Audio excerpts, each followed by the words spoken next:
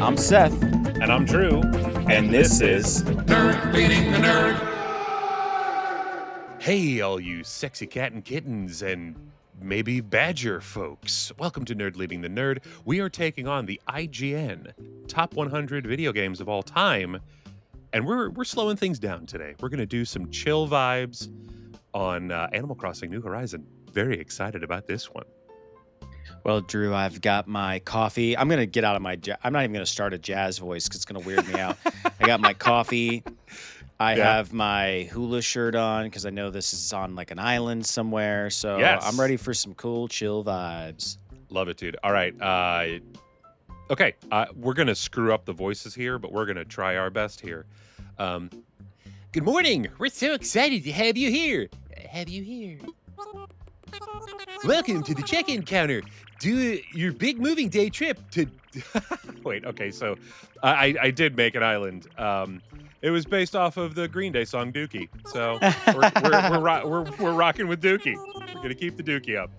There's so much to look forward to, but first, let's introduce ourselves. I'm Timmy of Nook Incorporated. And I'm Tommy. Tommy went ringy.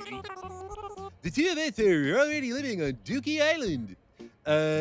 We're there to support everything, including this big... Okay, yeah, sure, whatever. Let's go. There are new partners.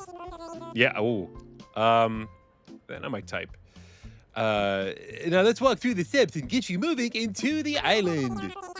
The first step is checking your application. Let's see the first time applying for the package, okay? Oh, sweet. You're a brand new person. Fantastic. I'm slowly turning into Jimmy from South Park. Fantastic. Then, we'll need to look up your application. Can we have your name and birthday? Do you really want to give this information to Nintendo? Okay. Let's do this here. Just name him Timmy. Oh wait, their name's Timmy. We'll be Greg with two G's. Greg. Okay, and then confirm. Shout out to all the Gregs out there. Are you okay with Greg? The world is Animal Crossing. Welcome to all. It's fine. I'm not. And then let's do 12. Oof. What's 8? I think. Trying to do the birthday of our channel. Oh. I think it's 12/8. I can't remember. Greg. Oh yes, here you are. Our next step will be to take a picture of you, Greg. Don't worry, it takes as much time as this is where you design your own character. Dude, I remember. Cool. So I played this briefly, but I have a shared Switch situation with my kids, and my son had already like grinded 1,000 hours of this game. And you can only have one island per Switch, apparently. And so I was just like running around on his island, and then he got really interested in it because he wanted to make sure I wasn't messing up his island. So we sat there and played for a few hours. And I just remember creating my character was like, took forever, dude. Like, get me to the game, y'all. Get me in this world. Yeah, well, and the thing is, like, I have done some stuff on the island. Again, I was just trying to, like, get a feel for things so I wasn't stumbling around in the dark. But, yeah, man, so I don't know. Did you ever play this before that? No, this is first time. I bought the game back in 2020 when everybody bought it, and I haven't played it since. I was like, I bought in on the hype. Yeah, it did not go over like super well because I just didn't have time. That's the biggest problem. Well, all right, so speaking of hype, I read that this game is the second largest franchise on the Switch. Really? Yeah. I was surprised, and it said the first was Mario Kart 8. Okay. Does that make any sense to you versus Zelda? Well, okay. That is hard to believe. I mean, also Pokemon. Like, there's been a lot of Pokemon Switch games. I have like 8. And they made sure to call it franchise. It was the largest franchise. I was like, right, weird. I mean, so if you call me out in the comments if this is wrong. Then the internet's wrong, and this is why we weren't allowed to cite websites and our bibliographies in middle school. Shout out all the 90s kids. And a previous episode. The kids of today are like, bibliography, what's that? Ugh. The old bit. Well, yeah, because now all you have to. Okay, I went back to school for a couple semesters, and I had to cite my sources. Dude, there's a website now that just does all that for you, and you just punch in the website. You just take the link and you pop it in there, and it does everything for you. And like, you kind of have to like look over it. See, look, I have done some stuff. All I could think about when you said that you went back for a couple of semesters is that song from Grease, "Beauty School Dropout." That's not the right, tune, but it was "Beauty School Dropout." You remember that when what was the girl with the pink hair? Yeah, Pinky Tuscadero. Yeah, whatever. Who cares about Grease? Ew. Yeah, right. Welcome dude. to I Dookie freaking loved that GD, movie. which Green Day. Hope you enjoyed your flight. I didn't, but thank you. Would you like to join us for a short orientation session? Our fearless leader himself will be giving a presentation, so I'd hate for you to miss it. I'd hate your fearless leader. Okay, first of all, and I know that this is nothing new. Okay, this is Nook. This guy, he is the whole time I have felt pressure from this guy to like buy a house and take out a loan. Yeah, he's a like, pushy salesman for sure, dude. Like, because that was my original, like, while I was playing through this originally, I was like, no, I'm just going to stay in the tent, dude. I'm not going to upgrade to a new house. But then you get to the point where you, like, have to, because you can't upgrade your, like, shovels or whatever. Yeah. And so I'm like, okay, fine, I guess. Giving me, all this dude is giving me is just a bedroll that looks like a Twinkie with seaweed wrapped around it. You're basically camping on this island from the rip. Yeah. I remember, like, it took me forever to figure out how to make a fishing pole. Oh, really, dude? That's okay. I know, I'm just ignorant. That's but again, sad. dude, I was thrown into like a fully fleshed out world, and it wasn't like as like exploratory and discovery-esque as I think we're about to experience, hopefully. I don't know. But yeah, perhaps. This game is obviously super popular, or was super popular. I think it still is, dude. I've stumbled across videos of people making beautiful islands, dude. Like just amazing representations of stuff, and I dig it, man. Have you used it for a smartphone before? Are you kidding me? Well, listen, this leads me to, and I think we can just kind of breeze through this. I mean, I don't see a lot of value in, because there's not a lot going on here. They're like trying to explain it. We're just gonna spam through this. Speaking of popular, I know that it's been some time now. Perhaps you've been living under a rock, but have you seen Wicked? I have not, and I don't plan to see it. And my reasoning is this: I never actively sought out the play itself, right? And I don't want the movie to be like my first representation of that story. I would prefer it to be like the Broadway show, and to feel the experience of Gravity and all that other kind of stuff. And when it comes to the movie, like, I don't know, dude, like there was like mixed reviews on it. Like some people were like, yeah, it's good, and then other people were like, this is awful. And the people that were saying it's awful are folks that really enjoyed the play, and folks that were saying that it was good had never experienced that. So I don't know. It's like, if they did a movie of Hamilton and not the one that they did where it's like the actual play, like if it was a movie of Hamilton, I would have wanted to see the play before watching the movie. So I got you. Situation. I got you.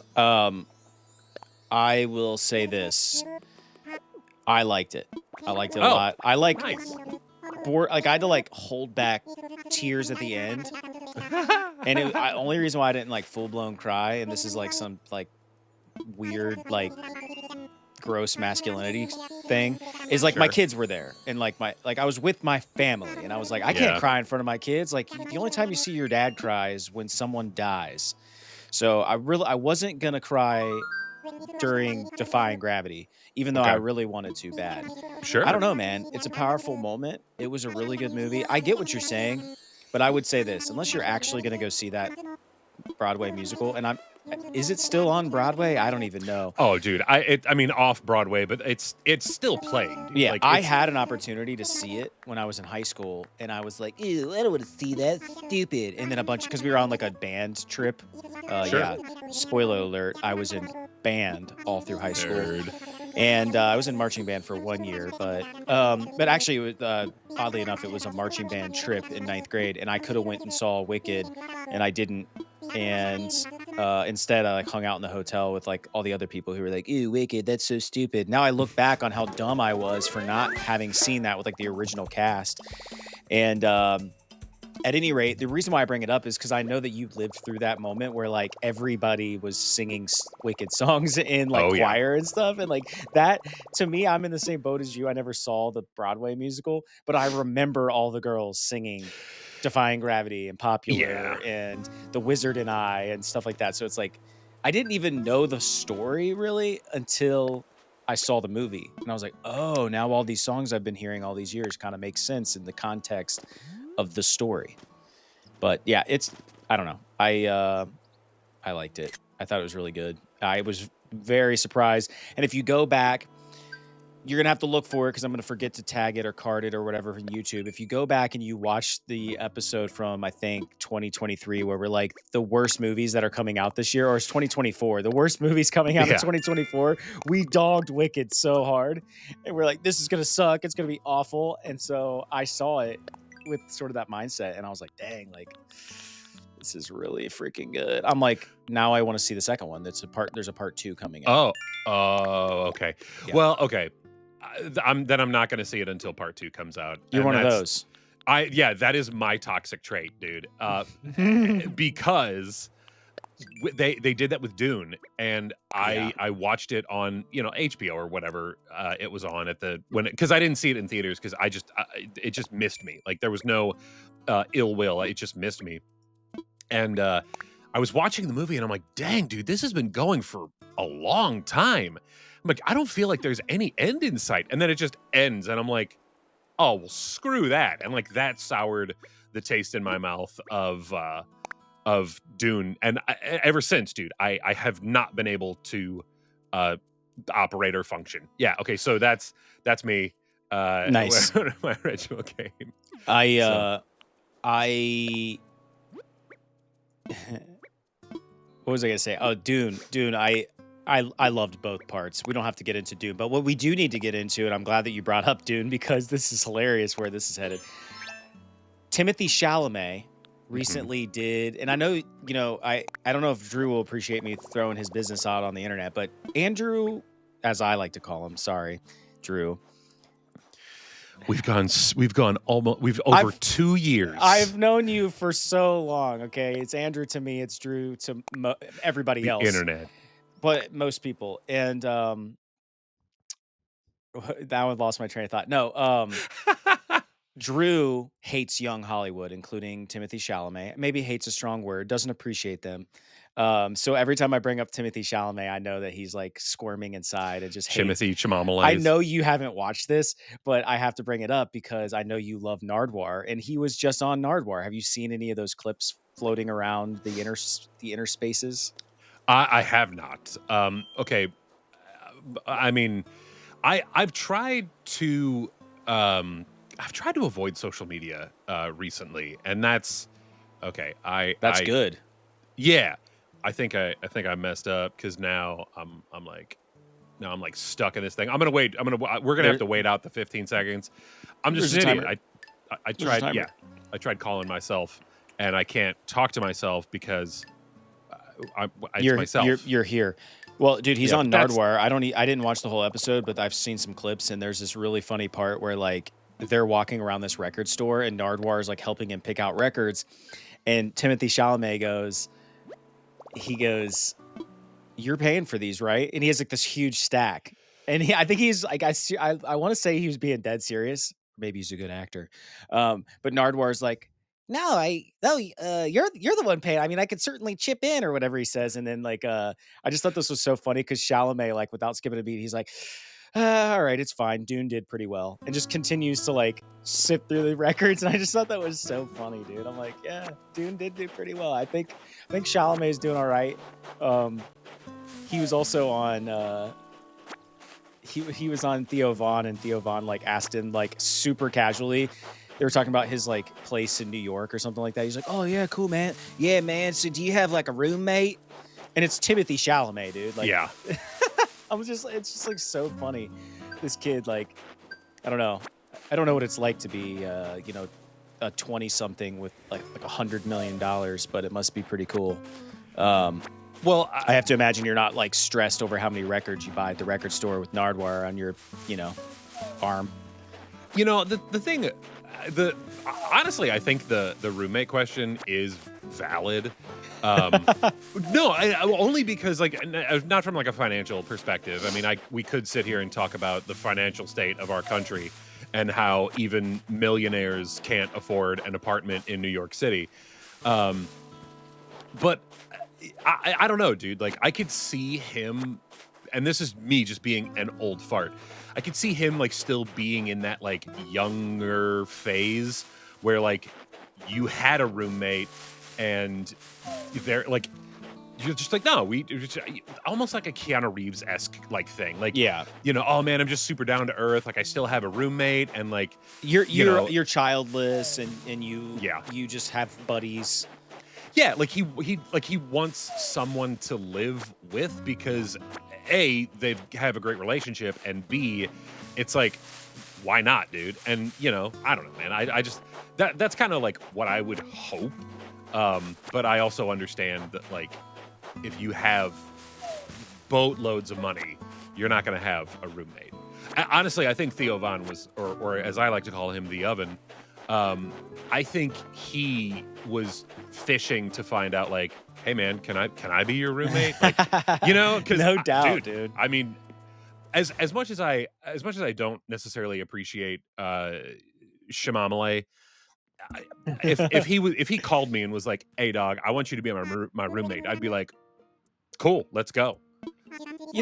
The more I've seen him and like watched those interviews and stuff, he seems like a cool dude. I was gonna say kid. I mean, he's not that much younger than us. I mean, he looks a lot younger. He looks a lot younger, but I think he's like, he might be 30 years old. I don't know, but at any rate, he seems he's gonna be the next like cool. Leonardo DiCaprio. I would have to go back and look at his catalog. I don't know if he's done any terrible movies, and I think that's a good sign that he really vets his projects, which I think is a very Leo thing to do. You know what I mean? Like I don't think of a lot of Leonardo's done. I can't think of anything like poopy that he's done. You know what I mean? Like, and I think that's like his shtick. Like he's always like really curated his choices. I mean, he was on Growing Pains. Right. And that was probably like the most, like, if you want to, like, if you have to choose one illegitimate thing that he's done. And that, I mean, can you even call Growing Pains illegitimate? That was a humongous show. This is true. This is true. Who was the dad in that show? Robin Thicke. Yeah. Was the dad. And dude, then you had the one guy, Kirk Cameron was the main goofball. Ugh. Yeah. Who still does stuff in the Christian community. Yeah. And is still like super active. And has like a super smoking hot wife who was, I think, also his girlfriend in Growing Pains. Dude, I miss that era of TV. Like that was back. I don't think that was on at the same exact time, but it was like shortly before, maybe like the last season or something, was during that same time as like Brotherly Love and Boy Meets World. Yeah. And all those like Disney Channels type shows or like ABC shows. Dude, that was back during the days of like TGIF, man. Dude, I still miss that lineup, dude. Like Sabrina the Teenage Witch. Yeah, dinosaurs. So good. Dinosaurs, dude. Didn't Dinosaurs end with like the apocalypse of dinosaurs? I know. It's like super dark. So what's gonna happen to us? I don't know. Like, oh god. Yeah, dude, that's deep, and it just like man. zooms out of the thing, and you're like, dang, I know what happens. Y'all dead. Like, Yeah. Awful, bro. I mean, props to them though for being just super real. You know what I mean? Like that I think was I don't know, dude, like edgy for the time, you know, like Well, I used to think, shout out to my adolescent mind, because I was a believer, dude. And I remember believing that some of those puppets were real. Like okay, yeah. that someone just looked like that and they just they were like the perfect typecast for a show like that. Sure. The one specifically, I don't know if it was dinosaurs, but the one I remember having an actual debate with my mother about was the show on Disney Channel called Cousin Skeeter. Do you remember that show? Okay, the one with the puppet, right? Well, I didn't think he was a think he was a puppet, dude. I thought Cousin Skeeter was real, and I remember it was because they had like a Disney Channel interview with the puppet that was Cousin Skeeter. And I remember telling my mom, I was like, Mom, like they had he was on like an interview. She's like, Seth, he's a puppet. I'm like, no, he's not. He's a real person. He just looks like he's got like a skin disorder with like where he's got like that felty, like his skin just kind of got like a felt texture to it. I don't know, dude. I don't know what I thought, but I thought he was real, man. Dude, for real. Mad respect though for you like appreciating puppets that much. Yeah, dude. That's crazy, man. Like, so I mean, were you a Sesame Street kid? Did you think the Sesame Street people were real? I don't know. That was before my conscious mind can recall. Sure. But I maybe I thought Bert and Ernie were real and they just lived together in like a dumpy New York apartment and there's like a trash can man totally outside. Platonic New York apartment. Right, exactly. I don't know, man. I just do you go ahead. Well, do you have that recollection of like when you recall your conscious state of mind? Do you remember how old you were?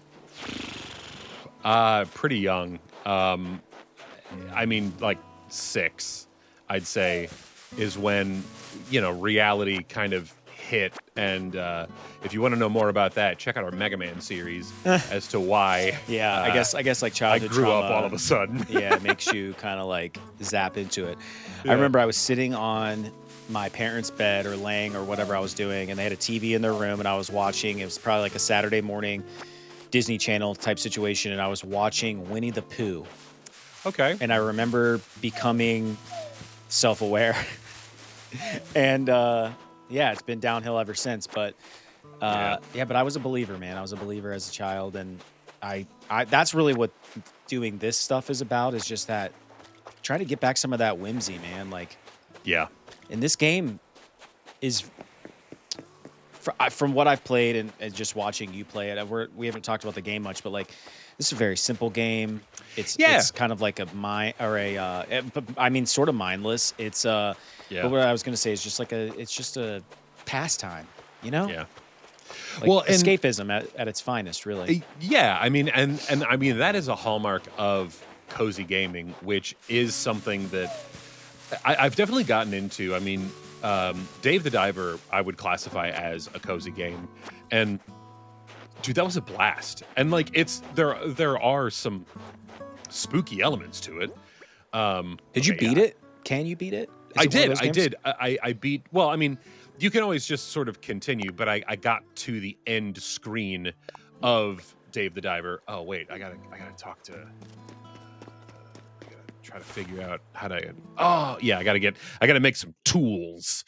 Talk to old Timothée Chalamet. So there's going to become a time when, you know, hopefully we amass an audience of people and they can play a drinking game, which is entitled "Every Time Seth Brings Up Skyrim, Drink." But to me, Skyrim is my cozy game. Yeah, because I'll just run around and just collect stuff, or, you know, go hunting, or just explore the open world of Skyrim. Just ride my horse, dude. Sometimes you just want to get in the world and ride your horse. Yeah. And my only critique of the horse aspect of that game is that you can't name your own horse. You just have to keep recycling. Like, you can hit like regenerate, but I wanted to name my horse Artax. Oh yeah. And it wouldn't. And then ride it off a cliff and watch it. Oh, I've ridden off some cliffs by accident many times in that game. And it's got like the goofy animations where like you become like a lifeless doll, like Yeah, ragdoll physics or whatever. Yeah, it's so dumb. But it wouldn't let me name it Artax. It wouldn't let me name it anything. It just let me generate it. I don't even know. As a result, Bethesda, after hundreds and hundreds of hours in that game, I don't even remember my own horse's freaking name because I didn't have the opportunity to name it. I did name my character. His name is Legolas, and he is a high elf. Okay. But the question is, how many people would name their horse Artax or Epona or Shadowfax? You know what I mean? Like, I think maybe the reason why they do that is because it's like, well, these people are going to be lazy and pick a famous horse. Let's take them out of their comfort zone. Yeah, and give you, horses names like, Buttercup and Cinnamon and, whatever. Well, that's glue a stick. Horse's ass if I ever saw one. This is rated E for everyone. I'm sorry. But yeah, let's craft. I know, dude. Again, like, is Skyrim? Should that be the title of this episode? Is Skyrim? Wait, is Animal Crossing just a simpler Skyrim? Because there's a lot of elements that, there's crafting, there's exploration, there's. Huh? That was your cue to start rattling off more things because that's all I came up with. No, I'm just kidding. Actually, I'm excited for the tall garden rock. I don't know, man. I mean, Uncharted is kind of a cozy game. Like, there's not much you can do. Like, you can. It's very linear. It's very like track-like. Yeah. So like those rides at Disney where you get into the car and it like takes you around to specific places, like the Indiana Jones ride. Like, that's what the Uncharted series is, because you can fail and you can screw things up, but like not really. You know what I mean? Like, every time I think of Uncharted, I think of that game for the iPhone, like Jungle Run or whatever. Did you ever play that? Okay. Where the dude's like running towards you and you have to like flick back and forth for him to like dodge stuff. Right. I've seen all of the like, that's usually one of those games that goes under content, from a spam perspective. That was always one that was there, like Subway Surfer, Jungle Run. Yeah. Did you ever play a game called Scoops? I know. What is Scoops? Scoops, it might still exist. It was an early iPhone game, and basically you started off and there was just like an ice cream cone. And you would tip your iPhone from left to right, and these scoops would fall from the sky, and you would just catch them.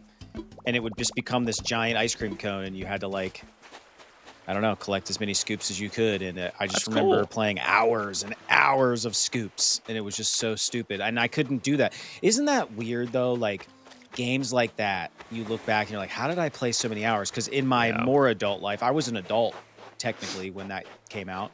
Sure. But in my more mature self, I couldn't play a game like that now. Maybe for a few minutes, but like, sure, I couldn't do it for very long. And it'll be interesting because Tetris is on this list, and I'm really kind of like, can I play 2 hours of Tetris?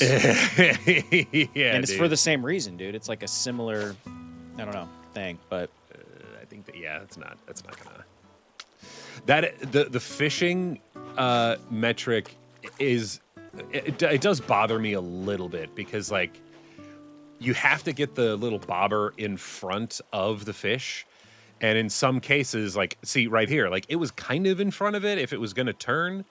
I may not be able to get that one because it's at like a weird bend.